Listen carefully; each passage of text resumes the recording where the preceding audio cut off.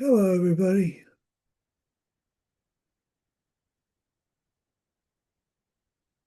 Good to see most of you.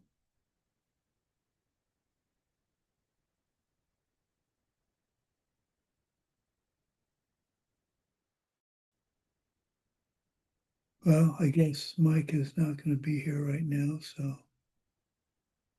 let's go ahead and offer the mandala. Katya, can you do the mandala in Spanish for us?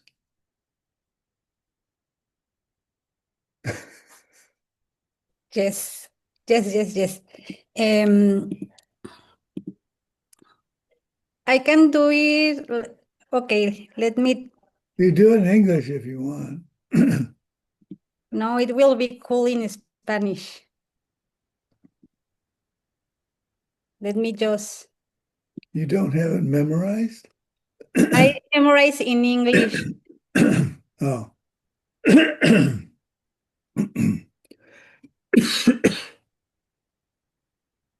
I wait.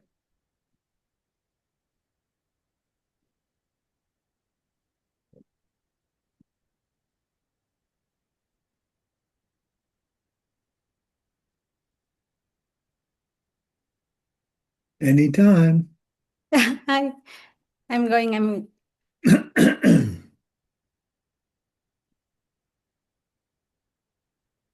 okay.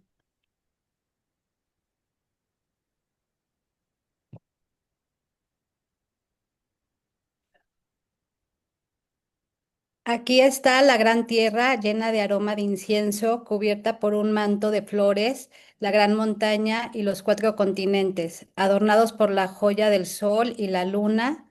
En mi mente las convierto en el paraíso de un Buda y te las ofrendo todas a ti. Que con esta acción todos los seres experimenten el mundo puro. Idam Guru Ratna Mandala Niryatayami.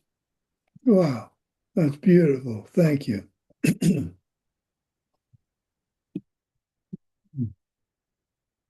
I go for refuge in time enlightened to the Buddha, compassion, knowledge, and strength, the Dharma, the enlightened side of truth, and the Sangha, the community of realized beings. From the virtuous merit I create, from the practice of giving with the understanding of emptiness, moral discipline with the understanding of emptiness, patience with the understanding of emptiness, joyous effort with the understanding of emptiness, concentration and wisdom, may I attain the state of a Buddha for the benefit of all living beings. I go for refuge in time enlightened to the Buddha, compassion, knowledge, and strength, the Dharma, the enlightened side of truth, and the Sangha, the community of realized beings. From the virtuous merit I create, from the practice of giving with the understanding of emptiness, moral discipline with the understanding of emptiness, patience with the understanding of emptiness, joyous effort with the understanding of emptiness, concentration, wisdom, may I attain the state of a Buddha for the benefit of all living beings. I go for refuge in time enlightened to the Buddha, compassion, knowledge, and strength, the Dharma, the enlightened side of truth, and the Sangha, the community of realized beings. From the virtuous merit I create, from the practice of giving with the understanding of emptiness, moral discipline with the understanding of emptiness, patience with the understanding of emptiness, joyous effort with the understanding of emptiness, concentration, wisdom, I will attain the state of a Buddha for the benefit of all living beings. Okay, let's do some rejoicing. Let's Katrina, you're up on my leftmost photograph, so you're first. Hello, I'm glad to see you. Svetlana, can you help me?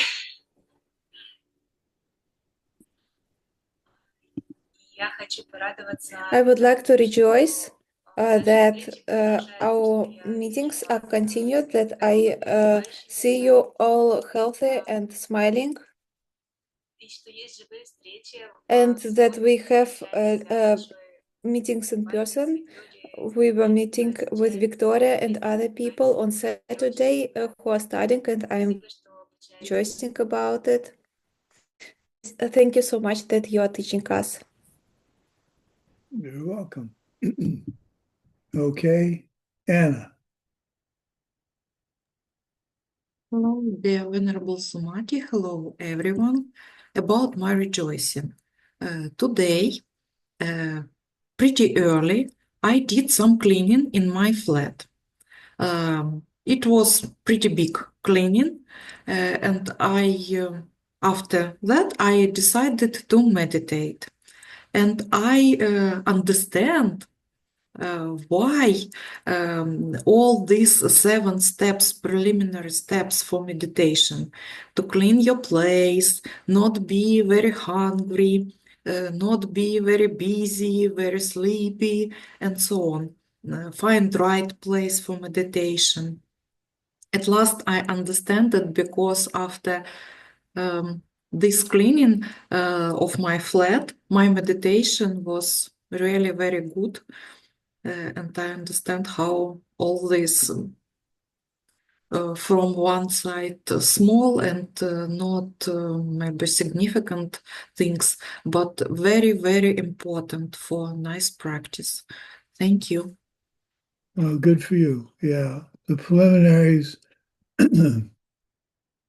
we have a short form of them. Maybe we'll do the short form today. But yeah, it's important that you don't have your day's worth of things you're going to do running around in your head.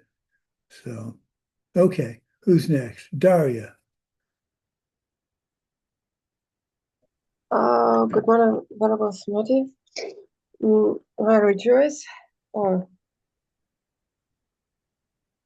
not rejoice. I'm feeling too weak, non-stop. I think I don't know why, but I rejoice. Today I helped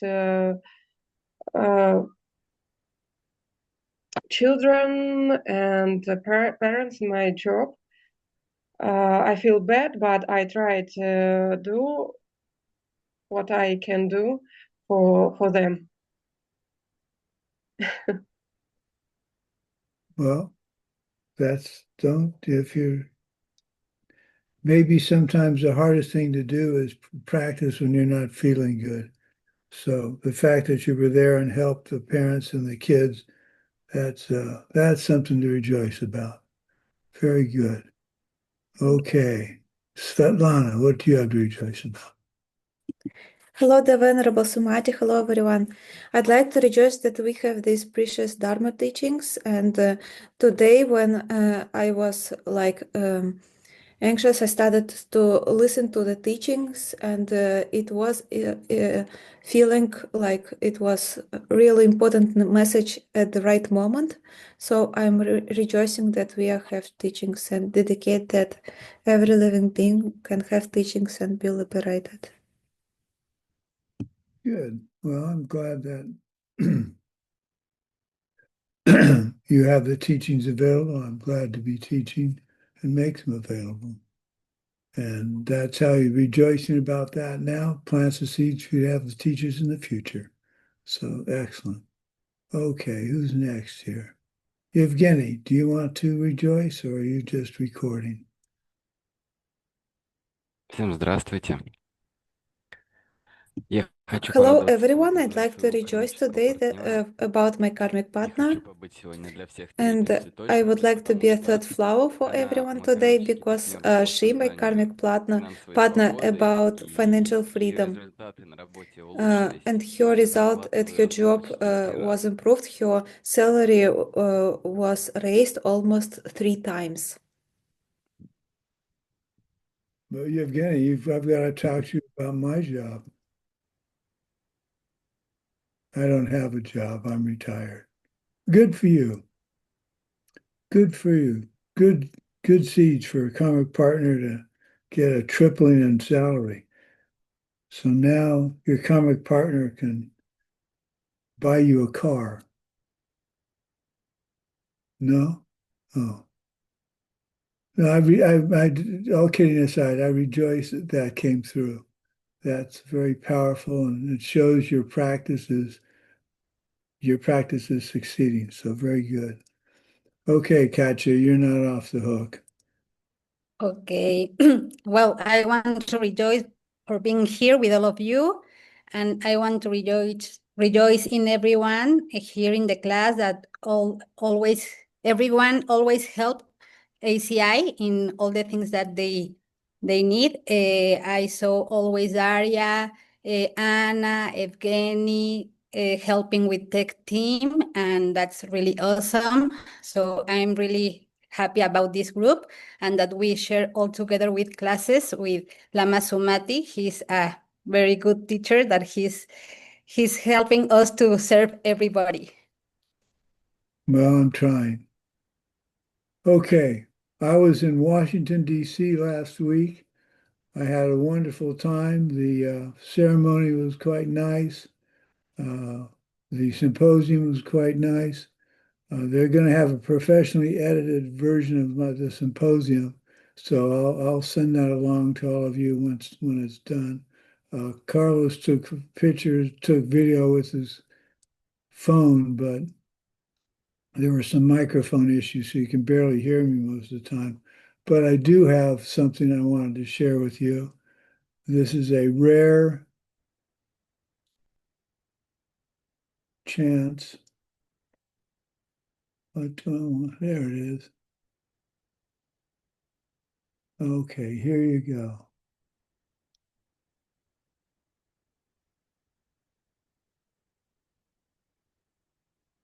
You should be seeing a picture of me in a tuxedo. No? We see the list of files and no picture. Oh, okay, I'll stop sharing. Okay.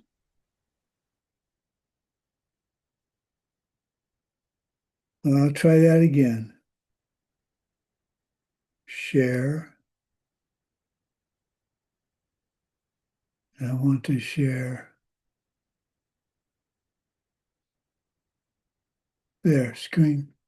There. Okay. How about now?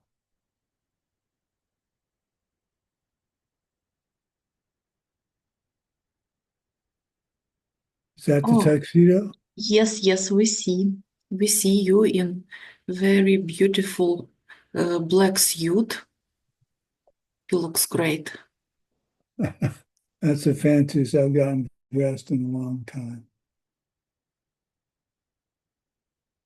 I just thought you might like to see that. Okay. Let me see how I'm going to get out of doing this. There it is.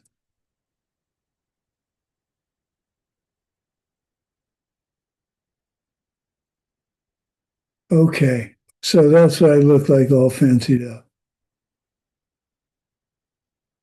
Okay, so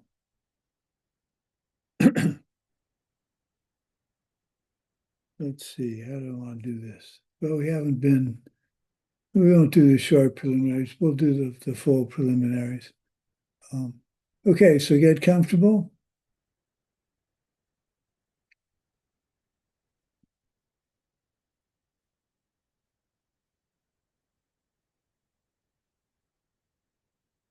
Check your posture. Legs and shoulders should be relaxed, head level, eyes lowered or closed. Left hand over right hand, spine straight.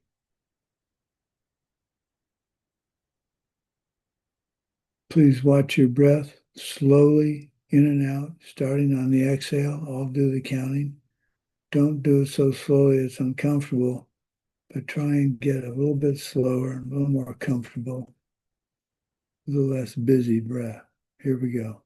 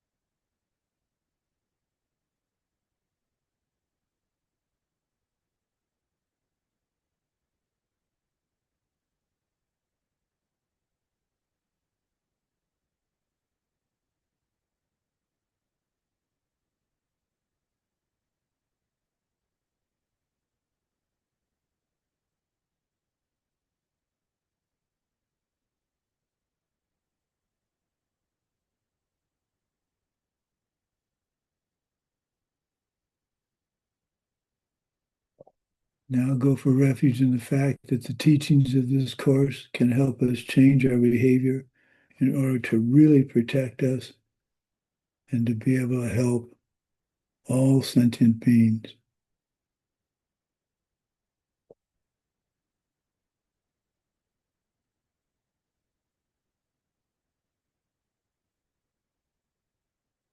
Next, think about bodhicitta, the wish to become, in our case, totally enlightened.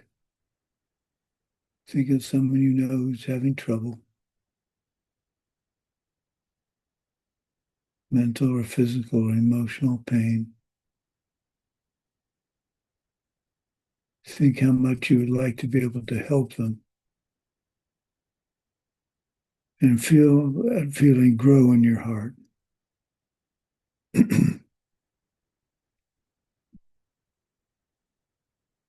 Invite your holy being to come and meditate with you. They sit in the air about a full-length prostration away, life-size, smiling, happy that you are doing a meditation on death.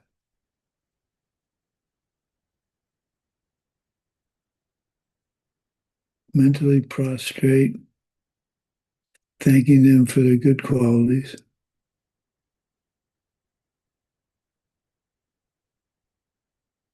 Think of something they've done for you and praise them for it.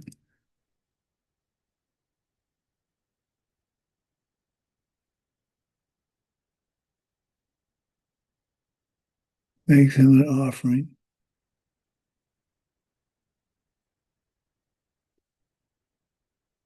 The nicest one, in my mind, is offer some part of your practice you did well today.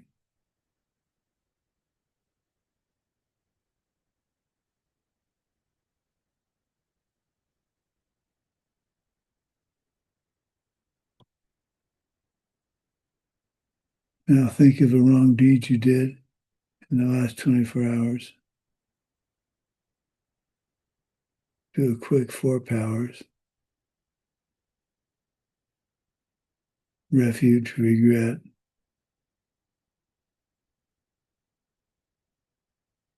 restraint, and remedy.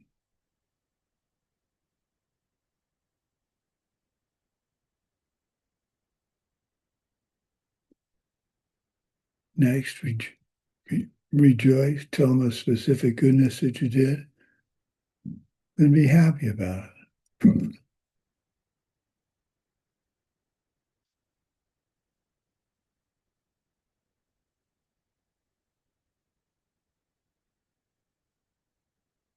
Ask for teachings, both formal and informal. The ones where someone irritates you and you realize it's a chance to practice what you are learning.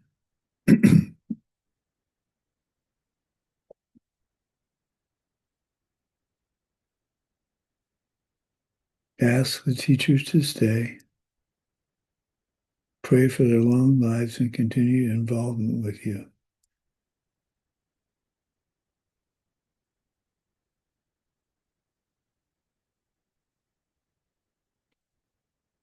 Okay, shift around a little bit if you need to. And try really hard to stay still and focused on the meditation.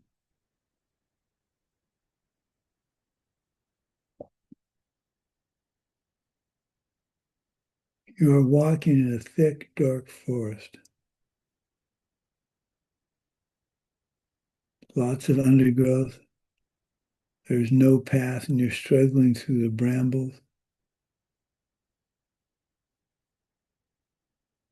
You're burdened with a heavy backpack that is full of all your possessions.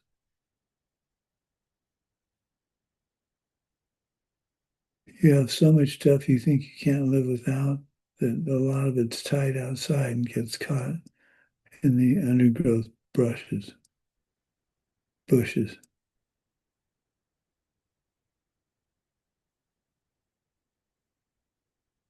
You're dragging 2 carry-on suitcases with you as well.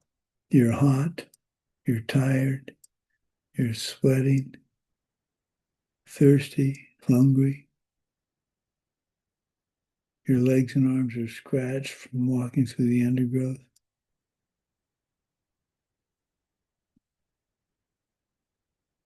You have been wandering aimlessly for a long time. Finally, you see sunlight penetrating the gloom, and your spirits are lifted because it looks like you're coming to the end of the forest.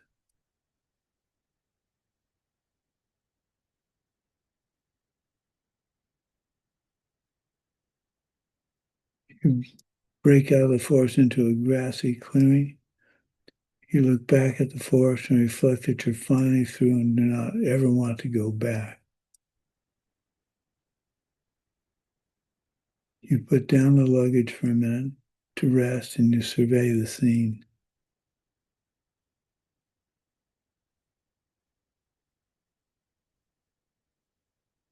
About 100 meters from the edge of the forest is a pedestrian bridge crossing a river.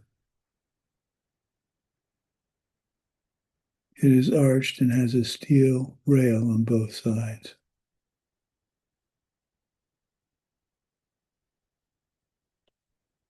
On the far side of the bridge, of the moat, is a group of people, but they're not really distinct.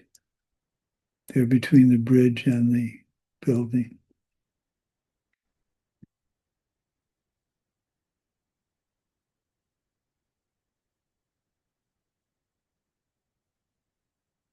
In the clearing is a boisterous group of people holding what appears to be a fair. There are lots of things to buy, and at the far side near the bridge is a food tent. People notice you and motion you to come to the fair. You say to yourself, well, that's really friendly. You pick the luggage up and realize you have nowhere to put anything more.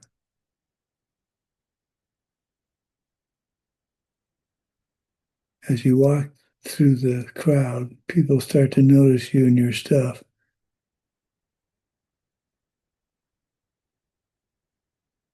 They comment to each other how nice it is, and they start to follow you, asking if you want to sell any of it. And you say no, thinking to yourself, I cannot get rid of any of this. These are my essential belongings.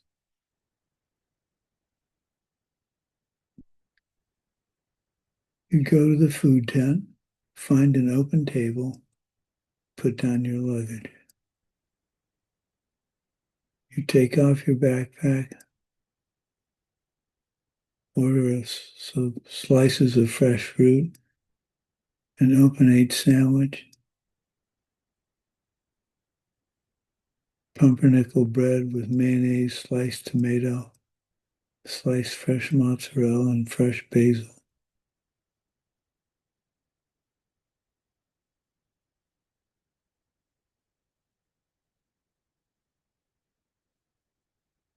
The people are following you and start to mill around and move toward your luggage. You put down your half-eaten sandwich, take a gulp of mango nectar, pick up your luggage and backpack, and quickly move toward the bridge. Thinking to yourself, what is wrong with this picture?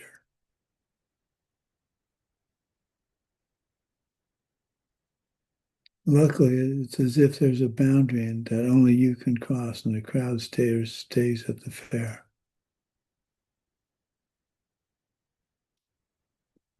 This scene is like someone living life in denial of their inevitable death.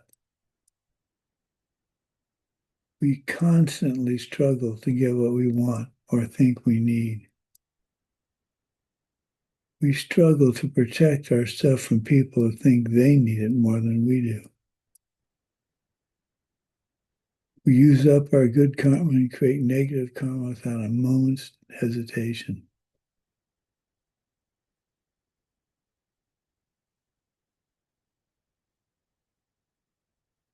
This is our image of the problem of not meditating on death. The stuff in the backpack represents all of our unnecessary possessions, inaccurate beliefs, and opinions.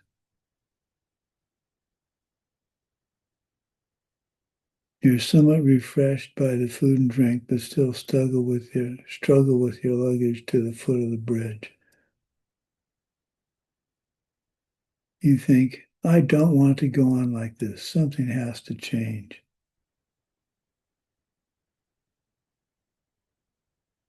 You walk up the bridge, reach the top of the arch where you see a sign that says, keep what is really important. You put the luggage down, take off your backpack, put it down beside the luggage and sit down. You think, I am tired of carrying all this stuff with me. I need to go through it and get rid of everything but what I really need.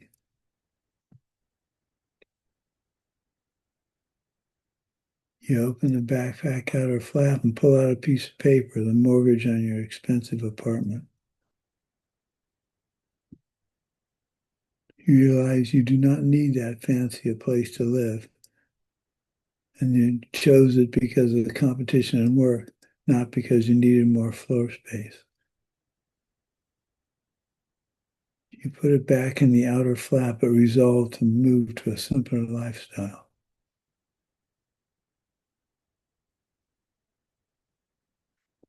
You look through the rest of the backpack and find the paperwork for movie subscriptions on the internet. You spend a few minutes deciding which 3 to get rid of, and you put them on the bridge railing. You do the same with the 3 newspaper subscriptions. You close your backpack, satisfied that it contains now what you really need.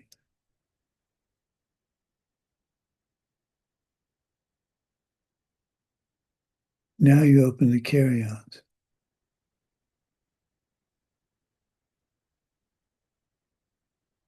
You see that in one of them are a bunch of CDs of your soundtrack collection. You reflect that you've not listened to most of them in years, so maybe it's okay to get rid of the backup copies. You close the carry-on. It's one of those fancy ones that is waterproof when closed, and you toss it over the railing and watch it float down the river, rejoicing in the fact that some lucky person will find and have an instant collection of movie themes and hope they enjoy it.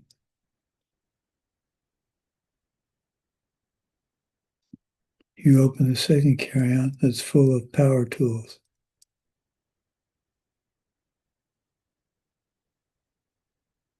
You take a few of the tools out, lock the second carry-on, and again throw it over. It floats downriver. Some lucky person's going to get it and have the tools they really need.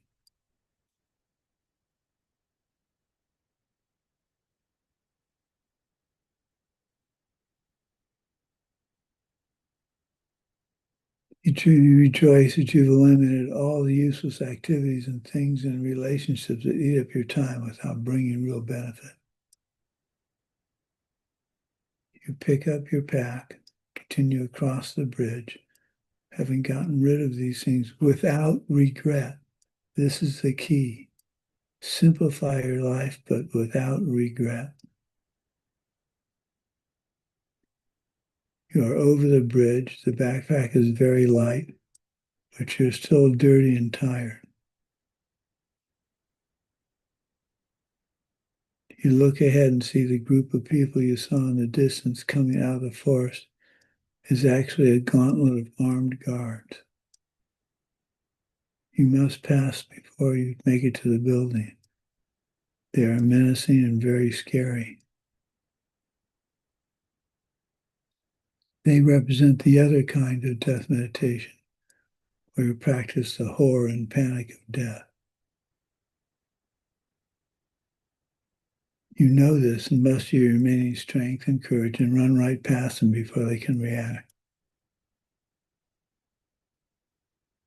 Suddenly, as if by magic, You find yourself in a peaceful meadow, refreshed and clean, and you have no more backpack.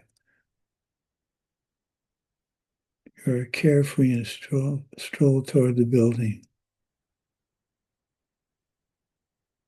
You notice that there are lots of beautiful flowers and planters along the wall of the building, adding to the idea of a fresh start in your life. You find yourself standing in front of a yellow door on the building's east side. On the door is a sign, "Death is certain." You open the door. It is cool inside and dark. The room is circular. Instinctively, you take a step to the left. As your eyes you adjust, you see a large, vicious dog running toward you. Mesmerized, you cannot move. The dog stops just out of reach, restrained by a chain. It is snarling and snapping. This represents the Lord of Death. If he gets a hold of you, your death is a certainty. When your karma for this life wears out, it's as if the chain restraining the dog breaks and you are toast. You move to the center of the room and see a large hourglass standing on a table waist high. Sand is flowing down quickly. It represents your karma being consumed as 65 finger snaps per second. This is your life leaking away. The hourglass is affixed to the table. Nothing can stop the flow. You can't take a rest. You must move on. You look beyond the table and see a corridor leading from the room. Because your life is slipping away, as represented by the hourglass, you run through the opening and into the corridor and follow it with a slight downward slant. Along the walls are images of all the different teachers you've had, the teachers you've attended. And you run by, not being able to stop and think about each teaching. You are propelled past them by an unstoppable force. Your karma for life is running out. This represents, for the typical Buddhist student, never having enough time to study. It is better to take a few teachings and study them well than to collect a lot of teachings and not follow them. At the end of the corridor is a green door with a sign that says, "Time of death is uncertain." You open the door and step into a triangular room. You are at the apex of an isosceles triangle, and the base is across the room from you with a red door in it. In front of you is a garbage can with a calendar in it with your 72nd birthday circled. You recall that lifespans in this world are not fixed. To think you will live as long as the actuarial tables say is a fundamental ignorance. You walk past the garbage can and find yourself in your living room at home. You see all your stuff, but you know that somewhere in all of it is a tripwire that will set off a bomb, figuratively. The beautiful rug you could trip on, fall, hit your head against the corner of the beautiful coffee table, and die. The smoke alarm you failed to fix because it was so annoying, and now it cannot save your life if there's a fire.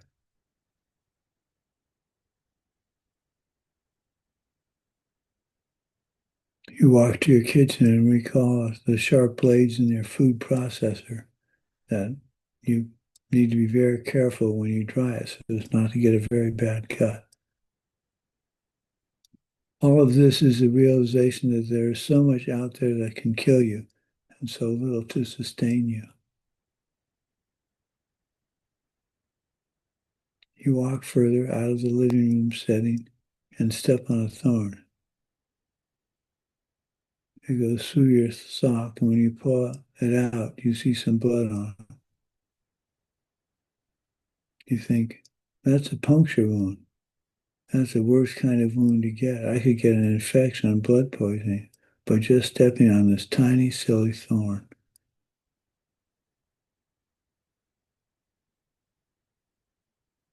You recall your body is very fragile.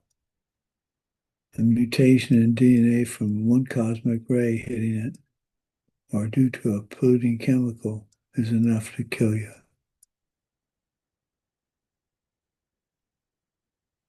Now you're in front of a red door, and on it a sign says, "Only the Dharma can help." You enter a corridor like a greenhouse. You can see outside, but it is one-way glass, and nobody can see you. You stop. On both sides of the corridor, you see your loved ones and your closest friends. They're having a good time and seem to be unaware of you, seem to have forgotten you. You bang on the glass to get their attention, thinking, "Hey, don't forget me." This represents that all your friends are left behind and will soon forget you.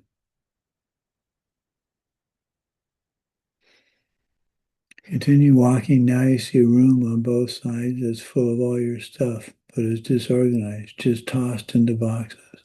Strangers going through. Perhaps your beloved truck is there and several people are poking around, pointing out the scratches, worn seat covers.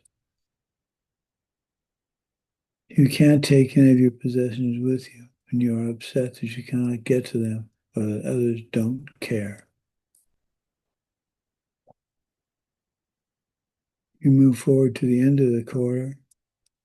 There's a dead, naked body on the right side. You walk over and look carefully at it, and you realize it's your body, but the face is featureless, unrecognizable. You recall that you cannot take your body with you. Your face, your name, your identity of this past life are gone. So what does come with me? Your karmic deeds and your bodhisattva vows. You turn back into the corridor and see a white door with a sign that says resolutions. You open the door and step into a turret-shaped room, like in a castle. It has slits in it at the four cardinal directions and is round. Light shines down to the center of the room from all four slits. This seems magical to you, as the sun cannot be possibly shining through all four slits at the same time, but it is. To your left, leaning across against the wall, is a staff slightly taller than you. Using your left hand, you reach out to grab the staff, and it fits perfectly, like it was made just for you. As you take it, you say to yourself, "If it is sure that I'm going to die, I must now decide to start my spiritual practice." You take one step forward with the left foot towards the sunlight, but not in it yet. As you do, you pound the staff on the ground and hear the sharp noise that it makes. This represents your decision. I do not know when I am going to die. I must start my spiritual practice now, and I will quit my worldly way, worldly work, worldly way of thinking.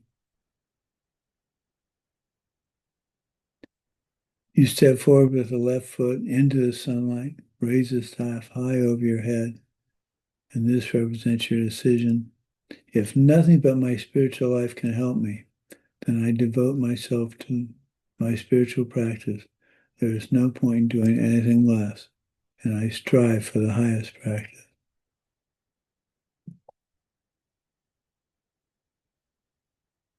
You look to the right and see a door of royal blue color shimmering. You lower your staff and point to it. It is the highest spiritual practice.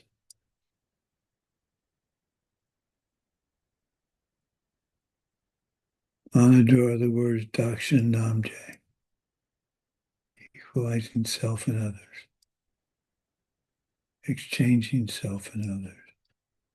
Your resolution to practice only the highest dharma gives you the desire to open the door. You enter a large oval room and see there are two more rooms beyond. You walk over to a large table and a person sitting at it. This is a lesser level room. The table is set for two, and there's a serving tray alongside the table. You act as the server. You watch the other person's eyes scan the various different meals. And you see them stop at a plate of Malaysian curry on quinoa. You pick it up and place it in front of them. This is the physical level of serving others. You look again at their eyes and see that the glass of liquid which glass of liquid they want. You hand them a glass of mango nectar. Once again, as they glance at the desserts, you offer them the piece of gluten-free, vegan double chocolate cake they were looking at. This represents serving their spiritual needs. You sit down and watch as they enjoy the meal, rejoicing that you're able to help them with their needs.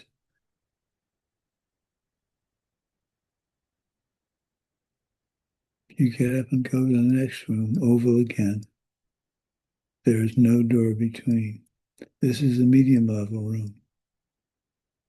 Similar setting, another person and table and serving cart. But this time you ask the person to sit in your spot and you sit in theirs. As they think about the dinner, beverage, and dessert, they are you and you get it for them because you are thinking the same thing. You are trying to think like they do, see through their eyes instead of yours, acting out of awareness for others' needs. The distinction between you and them is still there, but it is fading as you try hard to anticipate their needs. You get up and move to the last oval room. This is the highest level room. In the center is a small cafe table and two chairs with a person seated in one of them.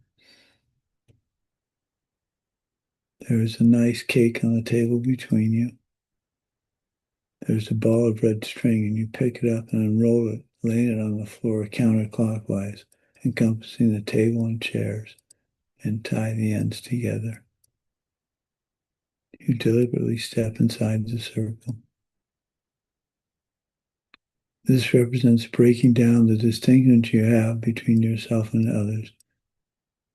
Now you have two bodies. You're not dissolving into them, but you're observing, you're caring for them as much as you care for yourself. You sit down and simultaneously you both reach with the ring finger of the left hand and tap each other's foreheads at the third eye 3 times. This represents recognition of the common enemy, suffering, and the mental afflictions that cause it. You strongly recall that it's not enough to struggle with our own mental afflictions. If we see others suffering, it is our karma ripening due to our mental afflictions as well. You remember there's only one fork on the table, and magically you both pick it up and take a bite of cake, and both eat at the same time. This represents the democracy principle. It is incomplete to make efforts for our own happiness when billions of people are equally wanting to be free from suffering. We are all the same.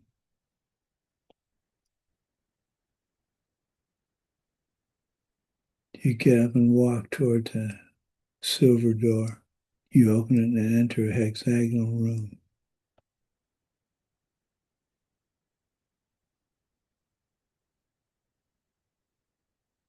Okay, you can open your eyes.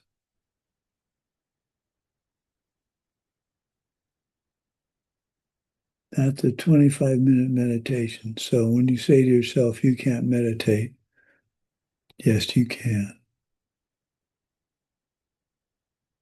So today's class is types of sustenance and the physical world. I find this to be particularly uninteresting, but we're supposed to teach it, so let's just move forward. 4 kinds of sustenance. First kind is portionable, anything one takes in portions, physical food. The subtle type of portionable food does not produce waste products. It's absorbed directly by the body. This is what Bardoas eat. Smells, portions are sniffed. They eat smells, their portions are sniffs.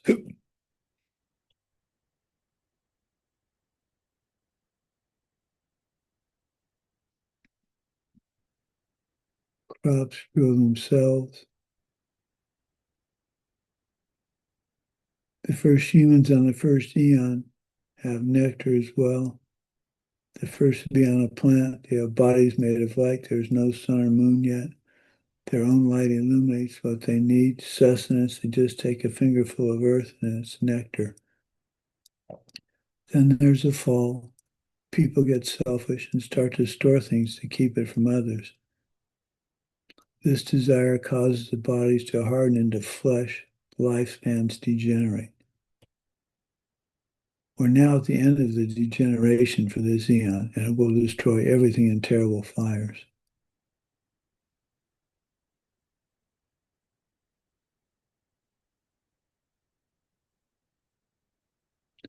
Number 2, the convening of 3 things.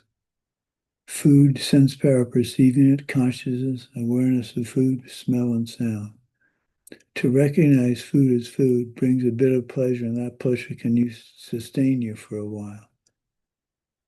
Likewise, smells and sounds. No one ever starves to death just within 3 feet of a meal.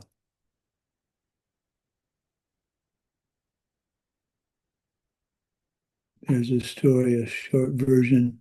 A father with 2 sons, there's not enough to eat. So someone gives him a bag full of sand, but tells him it is flour, but not to use it until the very last. As long as they believe it's flour in the bag, they stay alive. But one day they open it up and find the sand, and they die on the spot. So scope, expectation, pleasure comes from seeing the source of sustenance that is sustaining. Movement of the mind, in the sense that movement of the mind sustains a rebirth, sends you into your next life. So it's one way of keeping you alive. And the underlying essence of all karma is that this movement of the mind, so our life is feeding off this karma that throws it into the next life. Mind itself is a form of sustenance.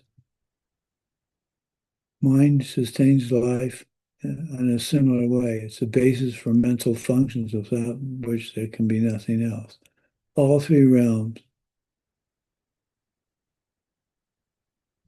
Only the desire realm has actual physical food. 4 things that nourish our bodies. Earth element or solidity, water element or fluidity, fire element or temperature, and wind element or motility. These 4 things are needed to keep the sense powers functioning.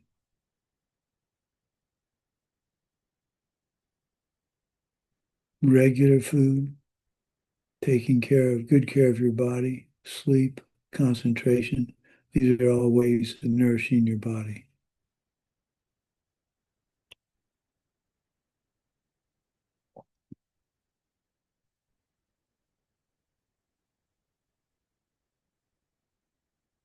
The kind of healthy activity single pointed in the mind and staying there. This can be concentration on a sport, study, music, anything where there is focused concentration, and that would include meditation as well. Our physical bodies need all four of these kind of nourishments, but we see people who have very strong, powerful concentration, and they need less food and sleep, and are still healthy and strong.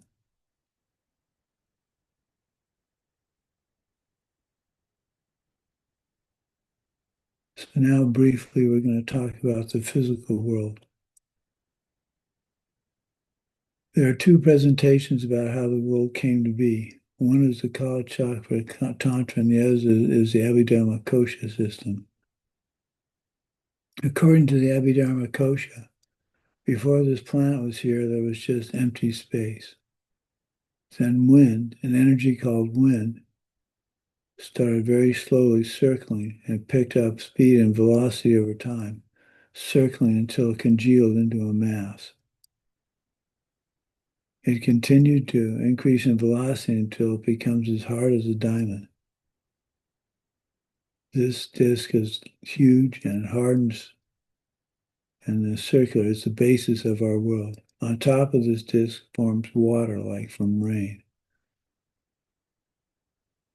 The disk is 4.5 times 10 to the 60th miles wide and 7 million miles thick.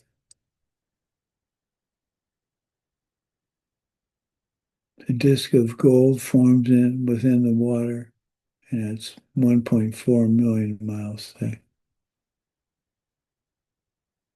The water disk is 3.6 million miles thick. Both are 5.4 million miles wide. The offering the long mandala describes this. In the center comes Mount Meru, terraced, comes out of the water surrounded by 7 mountain ranges made of gold, which is surrounded by an additional mountain range made of iron. Mount Meru is made of 4 precious substances, one on each side. The east is silver, the south is lapis, west is ruby, and north is gold.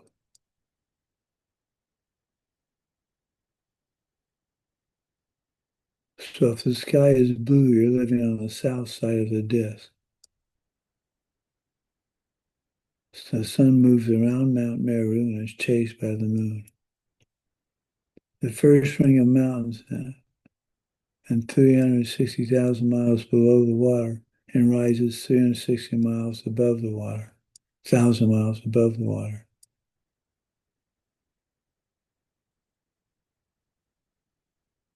Each mountain range decreases in height as you go outward. Between each mountain range is an ocean. Inner oceans are called seas of sport. The innermost ocean is called the inner ocean.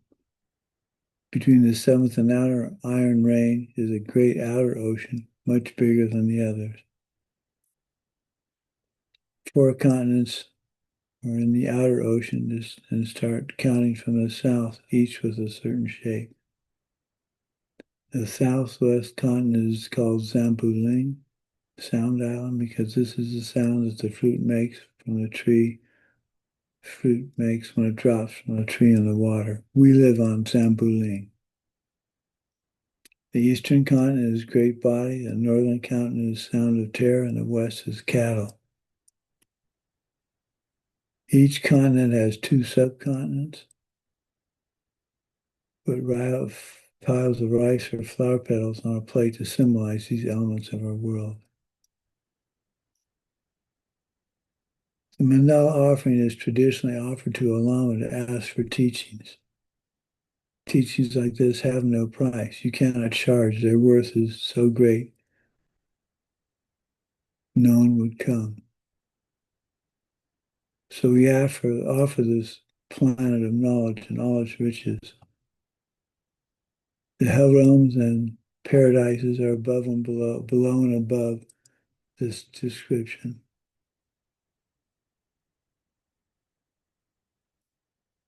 So this is not anything like what we consider modern science to think is how the world is formed. Master Vasubandhu outlined in detail in the 5th chapter of the Abhidhamma-kosha.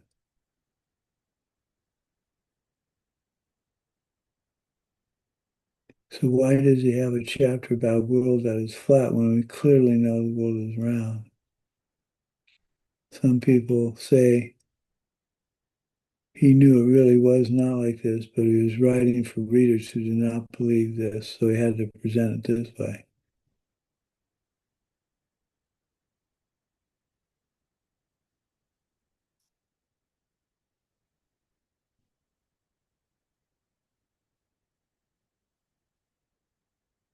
So how does this apply to our planet?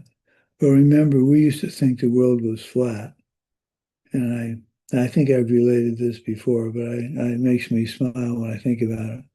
His Holiness was sitting with a bunch of physicists, and they were telling them how the Buddhist cosmology, which is basically Mount Meru, etc., is all wrong and naive. That's not the way it is. The world is circular. It was formed from the Big Bang. And I just recall watching His Holiness patiently listen to what everybody was saying, and then he just smiled and smiled, and I figured he might be thinking, yeah, that's what you guys say now. And 50 years from now, we'll have a completely different opinion of how the world formed.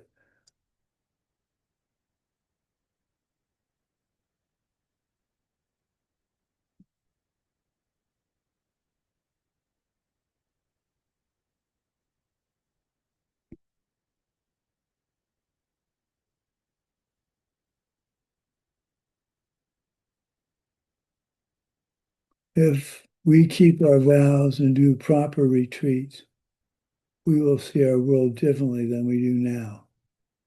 And we will know how wrong we are now. And that's fine.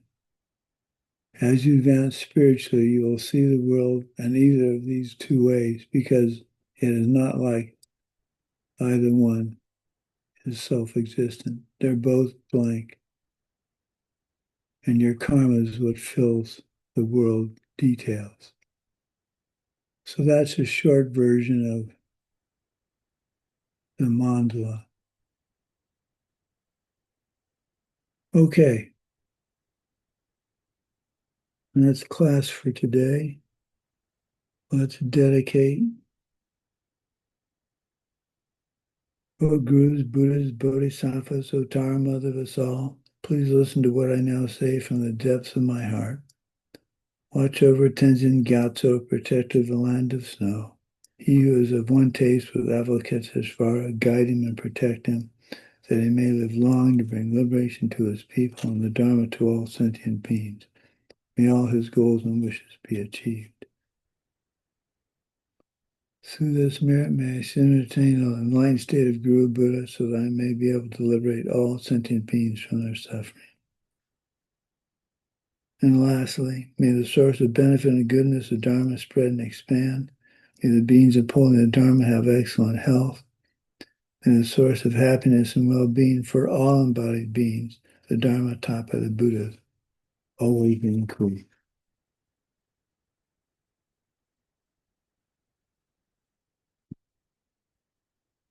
Thank you for the opportunity to teach this somewhat. I shouldn't call Dharma teachings boring, but this is kind of boring. But it's important to have some feel for what the mandala offering's about. My wife offers a mandala course. Alex and Janice and Rashna, I think, offer one. So if you get a chance and want to learn how to do the mandala offering with the rice and the plates, take the class. It's really worthwhile. Okay, we'll see everybody Thursday, and we'll do something even more exciting. Good to see you all. Bye-bye.